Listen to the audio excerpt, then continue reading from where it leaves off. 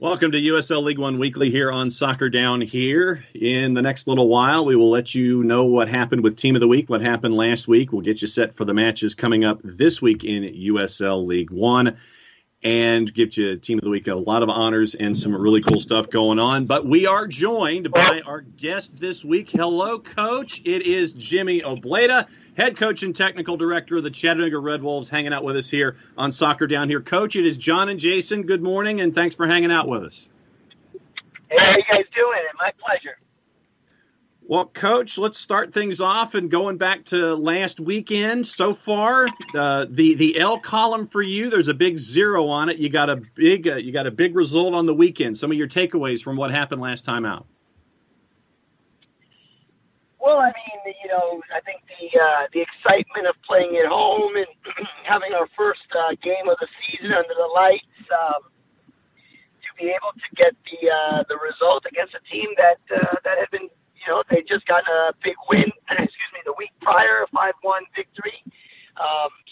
So for us to have all those factors involved and be able to get an important result, in pretty much the last play of the game, was very satisfying for the group and I think for everyone that attended. Coach, I want to get into a little bit with you about some of the roster moves coming into this year. There were some surprising additions with the Red Wolves, and I'm excited to see more of this team. How have you found it after a couple of years at the helm in Chattanooga now, recruiting players to come play for the Red Wolves in League One? How have those conversations changed now that the club is getting established? Well, that's a good question. I think the conversation always starts with, if you come play for us and play, we're going to be a certain type of soccer team. We're going to be a certain type of individual. We want a certain type of individual. So we always start with that, with the person that we're looking to bring in, and do they fit kind of our culture and our DNA. And then from there, we say, look, you come here, look at everything. If it works for us, look at all the things that the club is building. The club's very ambitious in the stadium that's building, the development, and everything that it's doing. And this could be, especially for young, hungry players, I think that's been a focal point in the players we've brought in, for young, hungry players that strive to move up in this level, or even players that want to win something. I think it's very enticing for them to see everything, the seriousness of the club and the seriousness of ourselves in what we how we want to play the game, and how we want people to see the game being played when they come to the stadium. So it's been those conversations with players, and I want to be honest also to say that, if players don't want to be here, we don't beg anybody. You know what I mean? We want players that want to be here, that take pride in wearing our badge, and that they're not doing us a favor, in coming and playing for us. In fact, it's a common goal to do what needs to be done to be successful. So, those are very frank and fair conversations with players that are honest and open, and the ones that believe in it and want that are the ones that eventually we end up signing. Coach, when you look at the first handful of matches of the season, obviously 2 wins and a draw for you, where do you think you are as a group right now? I know that you look at a team like Fort Lauderdale, they've already got 7 matches under their belt. A lot of folks, Tormenta's got 6, handful of teams, barely getting started. Toronto FC's just on the board, Forward Madison. Where do you think you are right now after your first 3 matches? We're not close to where we need to be from a soccer standpoint, collectively, tactically. From a fitness standpoint, we're still getting our 90-minute legs under us, or 95-minute legs under us. Where again, Fort Lauderdale was our 3rd official game as a group, and considering we brought in 15 new guys. And we still have players that have not even touched the field yet because of injuries that they obtained in the preseason, or are still coming back from last year. So I would say we're still quite a distance away, and we're very conscious of that.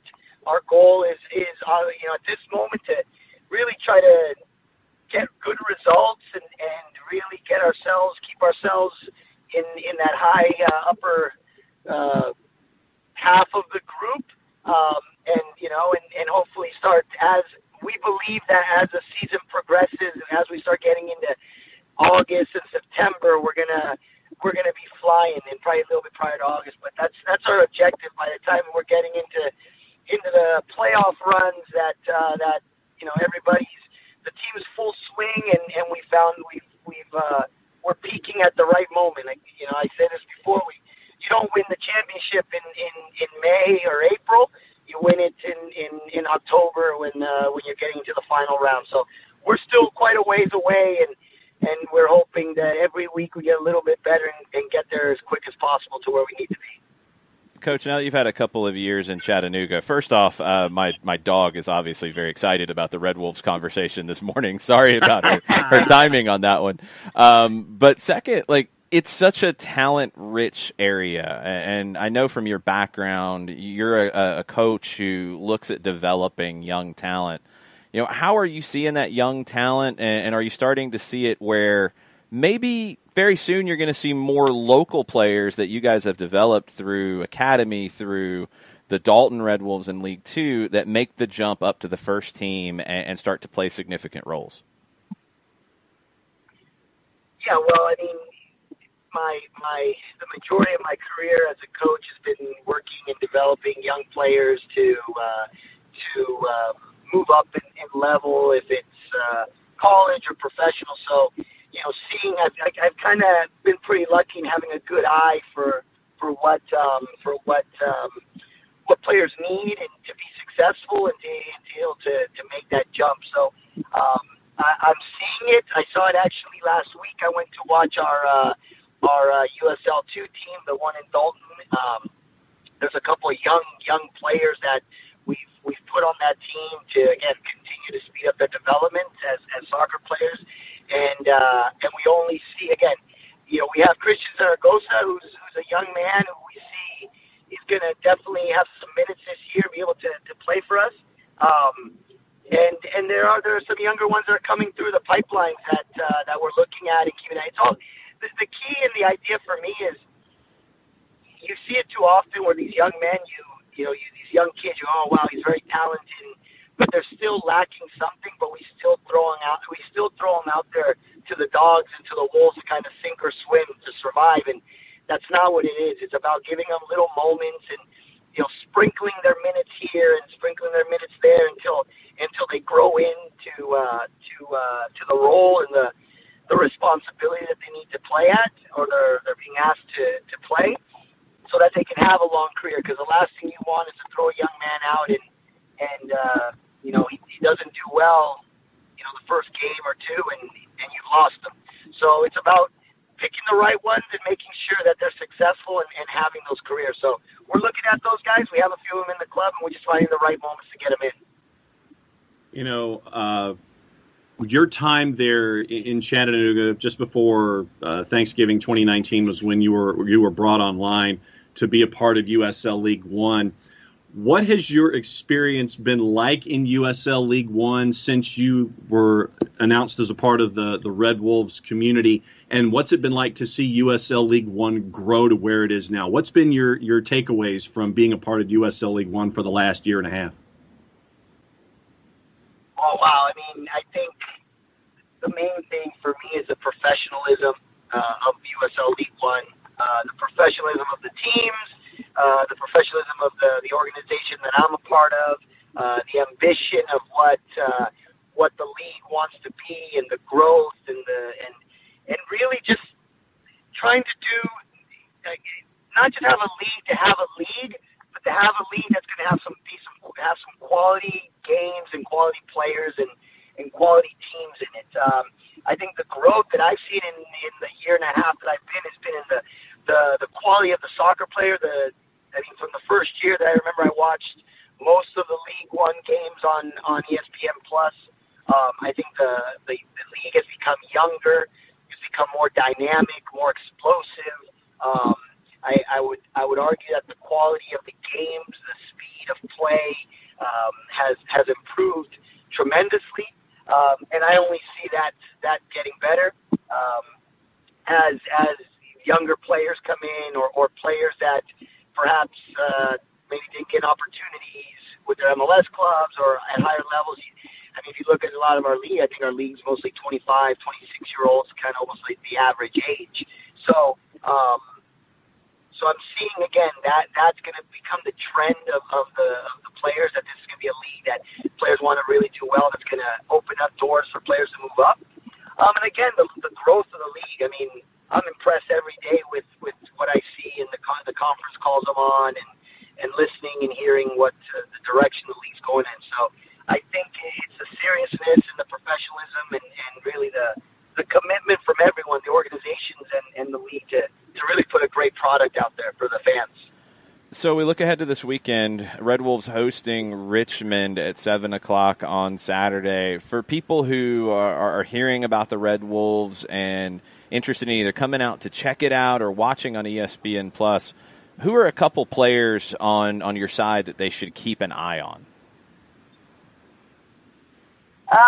Well, I think, one who scored the winning goal yesterday, Jason Ramos, a young man who's really stepping into the position we've had to put him in. Unfortunately, again, like I said, we've had some injuries, and he's had to take the role as the sixth presence. Just really has a competitiveness to him, a leader, a young man, but a true leader. I think Josecito Carrera, Garcia, I would argue probably one of the better players, one of the best players in the league, just technical, his vision, and his ability to just play and get everyone connected. And then the other one would probably be Ricardo Ruiz, a young man who last year was second team all league in the championship, or in the USL League One, and he's actually playing very, very well. And finally, España. Josué España is our leading scorer at this moment. The young man's on a bit of a tear. So, I mean, you'll see if people that come and watch the game, the quality and the type of players that we have that, again, very dynamic, very explosive, that really we want fans to come and enjoy the soccer that they're seeing the players perform on the field. So, Coach, it's been a year since CHI Memorial Stadium came online, and now you're seeing this very ambitious project by the Red Wolves. It's growing and growing and growing. What was it like last weekend to have a lot of folks there to see what you've been building over the last year and a half there in Chattanooga? What's it like having folks back in the seats? Well, I mean, I don't know if I could really express what it felt like. I mean, there was 2,000 something people, and it was a whole different environment the previous year where we had to play at 12 o'clock at noon, 12 noon, and it was just a different environment with COVID, even though we were getting, I want to say like 600-700 people a game, but to have 2,000 plus yelling, screaming, the lights, the environment, the smoke, the red smoke, it's there's a few times in your life that you could say you're a part of something special or that you were involved in something that's significant, and the fact that I was able to live that and see what it is or what it was Saturday night was I feel very special and very blessed. And the other part is I'm only going to imagine what it's going to be when the stadium's fully built out. I mean, 2,000 is going to be an afterthought.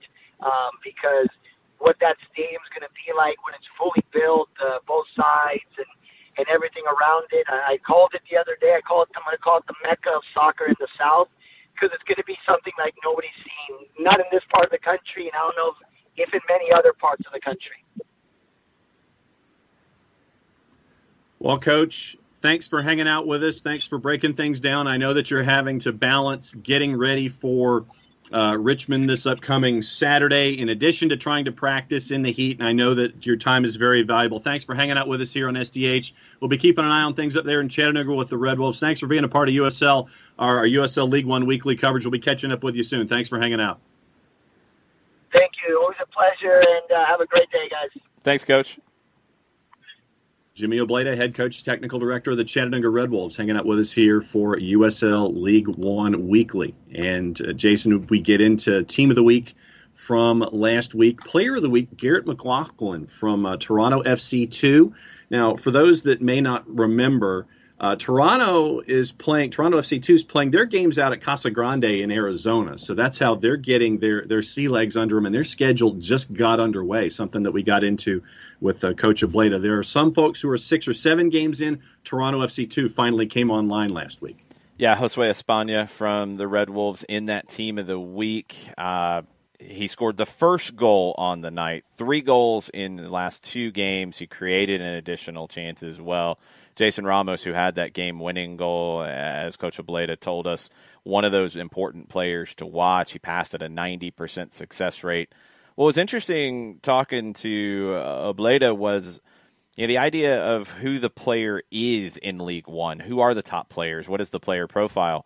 And it is around that 25, 26-year-old who maybe didn't get those opportunities coming out of academy, maybe didn't get those opportunities going into even the USL Championship. But players are showing what they can do and making that jump out of strong performances in League One. And I think you see that a little bit with this Team of the Week. Guys who we've talked about before at the championship level and at the League One level who are continuing to impress. Akira Fitzgerald of the Richmond Kickers at goalkeeper, Tyler Polak of the Greenville Triumph on the back line. Don Smart has been around both leagues for a long time. Now he's in Greenville, one of the Team of the Week members. You're seeing some guys who are being put in positions to shine in League One. And the guys on the Team of the Week are the ones who are stepping up. But it's also a league where you have a Toronto FC2, you have a New England Revolution 2, you have teams that are development teams like North Texas that are playing really young, exciting players as well. Justin Che was a Team of the Year player last year at 16 in North Texas. Now he could be at Bayern Munich next season. You've got both sides of that. And what's fascinating to me, and it's why I ask the question, when the independent teams are able to bring in some of these players who give you that experience, who give you that mentorship for the young talent, but when they're able in markets like Chattanooga, that is a talent-rich area of guys who maybe haven't had that door open to them to be professionals. When these clubs are able to do that, build out the academy, get guys coming through the League Two side of things, and then moving up into the opportunity to play in League One professionally, money on the line, salaries being paid. It's a game changer for American soccer as a whole. And I think you're going to see that happen more and more. It takes time. This is a young league, and it's a league that had to deal last year with a catastrophic pandemic. And they're still growing, and the level is good. I highly recommend when you're flipping around. I know a lot of you guys watch MLS and watch the other MLS teams, occasionally watch a championship game. We talk about it. If there's a time in between games or the game you're watching is kind of meh, go to League One on ESPN+. You're already there for other things. Go to League One, pick out a game, look at the scoreboard, something that looks like a compelling one that's getting in the second half. Pop it up and watch these matches because the level is very good. The intensity is very good. It's a lot of opportunity that is being created through this league, and it's exciting to see that come to the fore. And Chattanooga is a prime example. And look, we don't hide from the fact that you've got 2 professional teams in Chattanooga that are providing those opportunities. One's in a different league, same level, different league. There's different avenues for young players now that were never there before. Teams don't all have to do the same thing. Teams don't have to develop the same way. Different clubs can have different philosophies and different development models. This is great. This is good for the country as a whole in this sport. But what the Red Wolves are doing, what Greenville's doing, what Tormenta's doing, it's exciting just in our neck of the woods to see this flesh out. And I can't wait to see that, that first player for Chattanooga Red Wolves who goes through that entire pipeline, a guy that we might have seen at Dalton High School, might have seen at Southeast Whitfield or Coahulla Creek. They get that opportunity to go up and play first in Dalton at League Two and then move up the ladder to Chattanooga and play in League One. That's the success story that I just can't wait for. But this is a league you should keep an eye on. Absolutely. There's good talent here. All right, let's take a look at the standings as we head into the weekend. And we got to talk to Coach a little bit about his matchup that's coming up. Greenville and Union Omaha, top two, played 2 matches back, got the draw on national television. Greenville's at 13 points through 5. Union Omaha's at 10. Fort Lauderdale CF has already played 7 matches. They have 9 points on the year. They're third. Richmond, 2-2-1. They're at 7 points. So this one should be a challenging matchup, especially for Chattanooga going up against a keeper like Akira Fitzgerald. Chattanooga is 5th at 7 points through their first 3 matches. North Texas right now is the team that is the 6th. They would be, if the playoffs, if you start your cliche, if the playoffs started today, North Texas would be number 6 with 6 points. Then you've got Forward Madison, who's only played twice. They've got a win and a draw in their first 2 matches. New 2, New England Revolution 2, they are at 4 points as well. Toronto FC 2 with their win on the board. Tormenta and North Carolina FC and FC Tucson round out your standings. Tormenta is at 1 win through 6 matches. North Carolina FC and FC Tucson each have 1 point in their first 3 matches coming up through this schedule so far. Yeah, it's been a slow start for Tormenta, 3 straight losses. Definitely questions about how it turns. They were competitive with Greenville Triumph, who's the top team in the league, but couldn't get a result at home against a top team for Tormenta. There's more expected, but I think what you're seeing this year is 2 teams like Richmond and Chattanooga who have invested, who have put more into it to field a more competitive team, and it's showing so far, being in playoff spots. Greenville and Union Omaha were there last year. They're there again. That's no surprise. The second teams are going to be up and down. North Texas is a little more down at the moment, losing 3 out of their last 4. Fort Lauderdale is very up and down, win-loss, but a very talented group. We know the talent in South Florida, and if Inter Miami and Fort Lauderdale CF are able to start bringing that through, you're going to see local guys making the jump from Academy to League One and then to MLS in their scenario. Same for New England Revolution 2, for Toronto FC 2. You're going to get those ups and downs. North Carolina FC kind of, revamping a bit, moving down from the championship, really focusing on that local talent as they go forward. They need a little bit of time to get used to that scenario. But Tormenta and Tucson are 2 that are right now, have to be asking questions about what is their next step. What is the next pathway for them? Is it talent? Is it developing more of the local scene? Is it, what is their niche going to be in this league?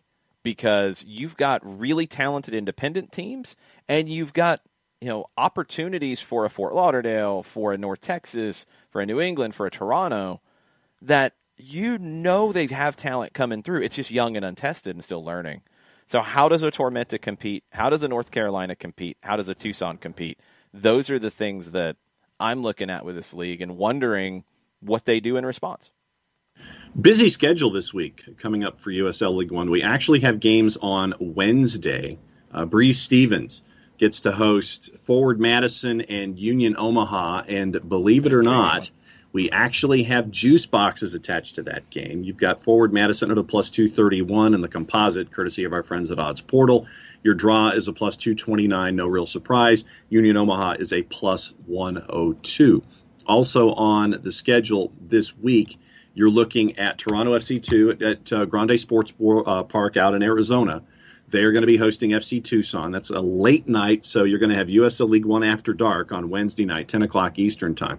Friday at Gillette, you're going to have New England Revolution 2 at 5 o'clock hosting Fort Lauderdale CF.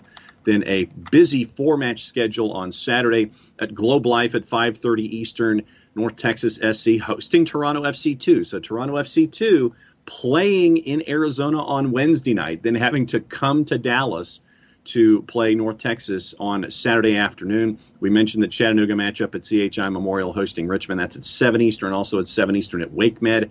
North Carolina FC hosting FC Tucson. So we mentioned FC Tucson. They're having to travel even further for a match on Saturday. And then at 7 o'clock on Saturday night, it is South Georgia Tormenta hosting Forward Madison. So there's going to have you've got 3 teams here that are looking at 2-match weeks And it's going to be a travel aspect where the home teams might be able to take advantage of some matchups here this week. North Carolina and Tormenta absolutely have to take advantage of that travel and midweek games for Tucson and Forward Madison.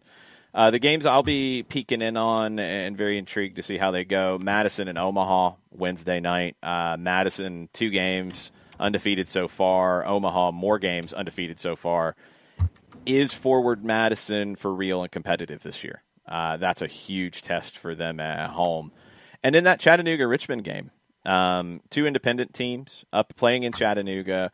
I'm excited to see if the Red Wolves can keep this train going, or if Richmond, who has been really impressive, it's been a while for the Kickers to be at kind of this level. They've struggled a little bit, first in the championship and then dropping down to League One. Can they establish themselves? This feels like a game of 2 teams that are trying to establish themselves among the elite. Which one does? The Madison-Omaha game is the same thing for Madison. Are they a team that you have to watch this year and is a contender to get into the postseason? Maybe we'll learn a little bit more after this week. A couple of other notes before we go. Don't forget to vote for the goal of the week. Go to USL League One ONE, USLLeagueONE.com. You can vote for goal of the week and get your fan choice in there for goal of the week. And your choices are the Jason Ramos goal, the Mario Salomas goal from Greenville, and the Garrett McLaughlin goal for Toronto FC2. So you can go to USLLeague1.com, vote for the fan goal of the week. And also one note for a team that will be coming online. Central Valley Fuego FC announces that Capelli Sport is going to be their official apparel partner. So more news out of Central Valley as they continue to get closer to coming online in future seasons. That's all the news I have, Jason. What's left on your plate? Capelli Sport's getting really aggressive right now and snapping up lower division teams. They're also doing pro referees as well now, Capelli Sport. It's a good get for Fuego. I'm excited to see the league continue to grow. I enjoyed, we did our watch along for games on Saturday night and had Greenville and Tormenta up. You know, it's a bad result for Tormenta at home, but it was a really interesting match and a compelling match. And you got the late winner from Marius Lomas. Excited to see how this league continues to grow. Loved hearing from Coach Obleda and everything going on in Chattanooga. I am really pumped about where things are headed for League One, and just, you know, love that we're able to take a little bit of time and talk a little more in depth and talk to some of the key figures, you know, at the different clubs and at the league office to learn more about it. So hopefully this is something that is, you know, interesting to you guys out there listening, but also maybe piquing some interest of, hey, buying a ticket to go in to see a match. I'm with Bern Dursberger on the Twitch pitch. These games in person are amazing because of the intensity, because of guys who are trying to prove themselves. And it's in a small venue. You can hear everything on the field. You can see everything that's happening really up close. It's great for kids to get that, you know, maybe first glimpse of guys that can be role models for them, guys that can inspire them, and you see it just so close. It's a fascinating thing. So if you're in a market, go check it out. If you're not, pop up a game from time to time on ESPN Plus, and I think you will be pleasantly surprised at the level of play. What he said. Jason, send us home. There can be only one!